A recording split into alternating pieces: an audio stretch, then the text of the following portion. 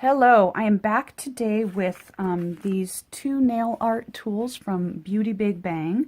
I've seen these and I've noticed that there are two different kinds. So there's this kind that has more of a textured tip, and I'll take it out and I'll show it to you. And there's this kind that has more of a smooth tip.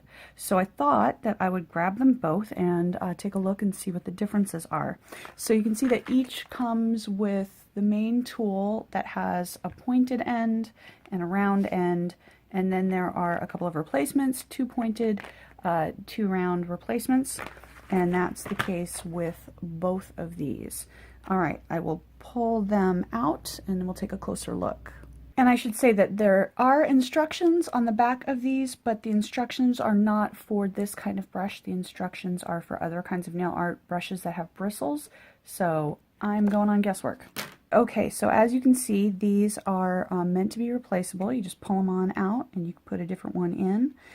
They're also meant to be reusable so that you can clean them, and that's one of the reasons why I was attracted to this.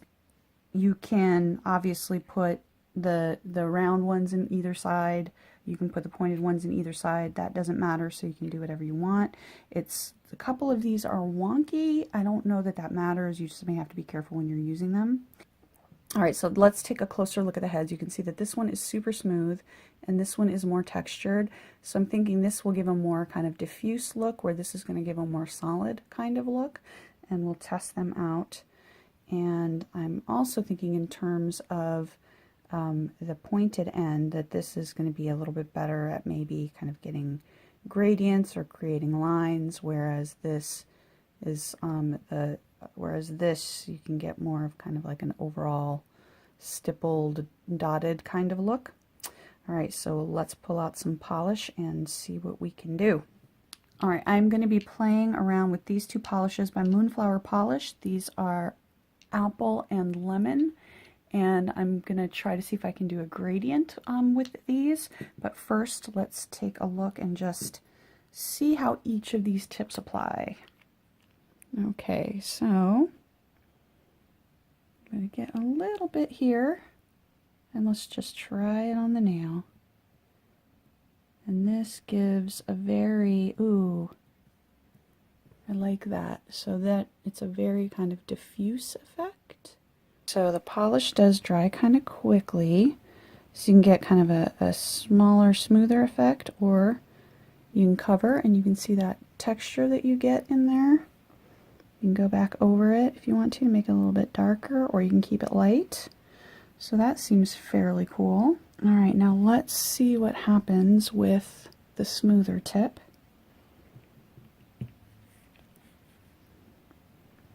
And so, yeah, this is definitely, there's not give when I'm pushing on it the same way that there's give in that on the sponge.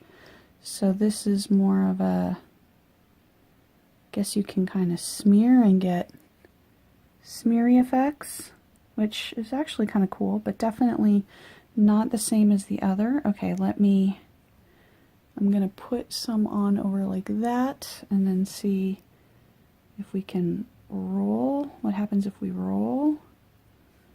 And yeah, again, not necessarily a bad effect if you want texture, but definitely not kind of the gradienty sort of look that I'm going for. So let me try again and see if I kind of roll on. It's sort of slippery all over the place. So I am definitely not going to be doing a gradient with this.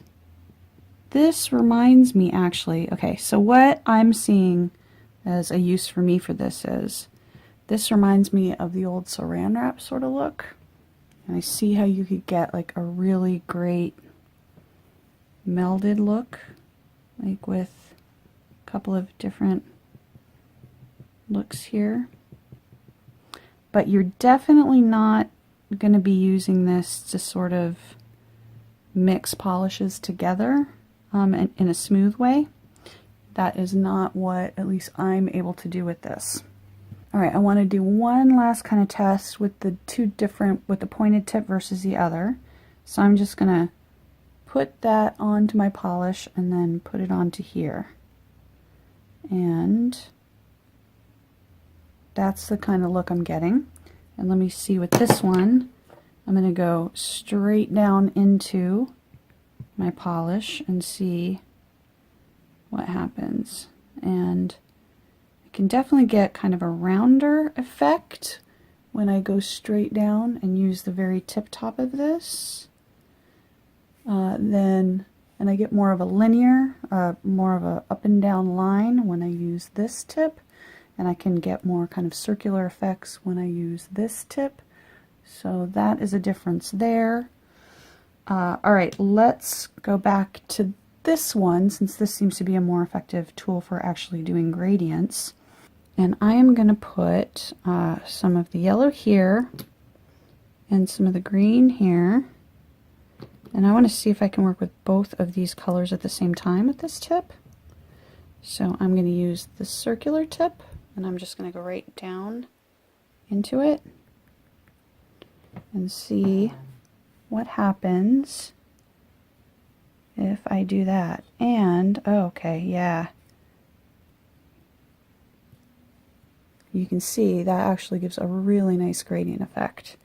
So I would probably do this up a little bit more and then get my yellow here.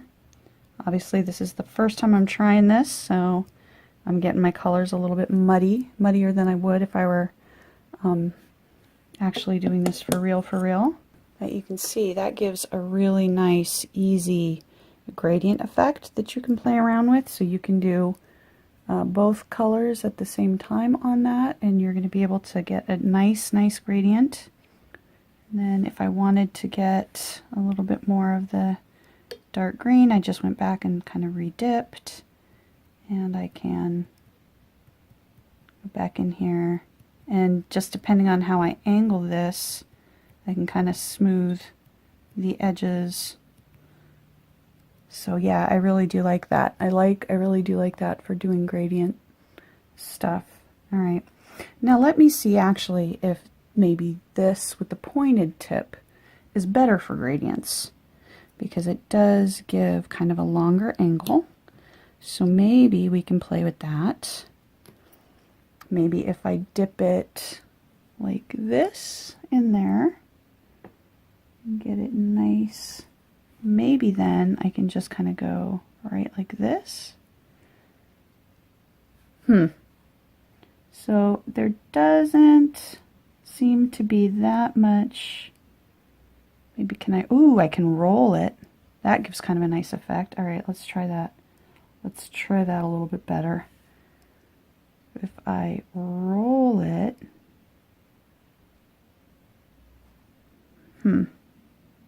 alright, I'm having a hard time kind of rolling it and getting any sort of an effect.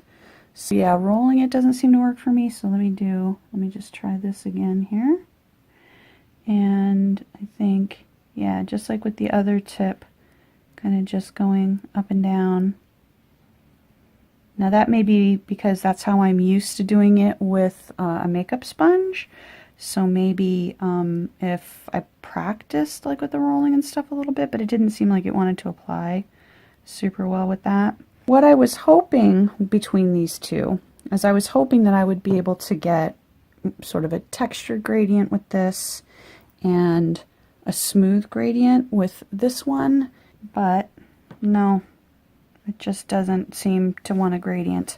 So alright, unless there's some trick you guys know and you can tell me about that I don't know about, this tool here seems to be way better for doing gradients than this tool here. This you can get some pretty cool like little dotted stippled effects if you like that, which, hey, why not? There's one other thing I want to try with the sponge, and I do have one last nail. So I'm going to put down some yellow here, and I just want to get like a subtle like little background. So I'm going to tap off some of this. So what I'm going to do is I'm just going to try to kind of paint little blotches of yellow over the white, just to get not like a total full gradient, but just because I want to get like a stippled effect on the background, that maybe I want to stamp over a certain area of the nail. And of course, I would definitely highly recommend that you use cuticle guard when you're using this. But so yeah, one of the things that this seems to be pretty good at, better than the makeup sponges, is allowing me to kind of like just get a layered stipple where I want it on the nail. Alright, so now let's take a look at cleanup.